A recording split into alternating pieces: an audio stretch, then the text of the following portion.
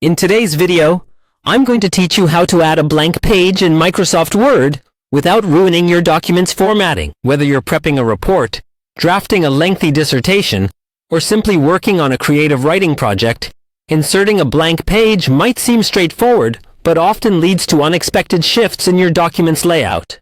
Let's walk through these simple steps to make sure everything stays intact. First, start by opening Microsoft Word. Launching Word is easy. Just locate the application on your computer and double-click to open it. If there's a specific document you're already working on, go ahead and open that file. Otherwise, you can start with a new document to follow along. Now, let's get started with inserting that blank page.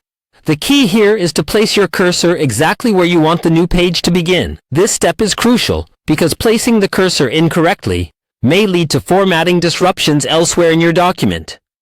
Take a moment to scroll through and decide the precise position where this new page is required. With that done, let's move on to the toolbar at the top of your screen. Click on Insert from the top menu. This menu is your go-to place for adding all sorts of elements to your document, from tables and pictures to headers, footers, and, of course, pages. By selecting Insert, you open up a range of options, and among these is the Blank Page button. Once you're in the Insert menu, direct your attention to the Pages section. You'll notice there are multiple options, but what we're looking for is the Blank Page option. Click on Blank Page, and voila! A new page will pop into your document right at the cursor's location.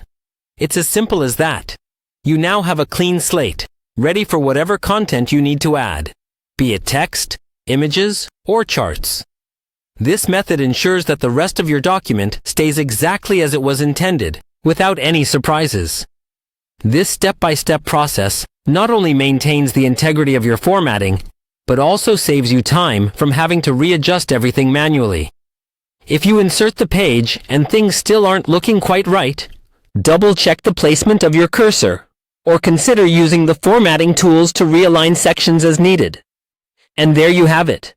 Adding a blank page without messing up your formatting is more manageable than it might initially seem. With this quick approach, your documents can remain well-structured and professional-looking, even as they grow. Thanks for watching.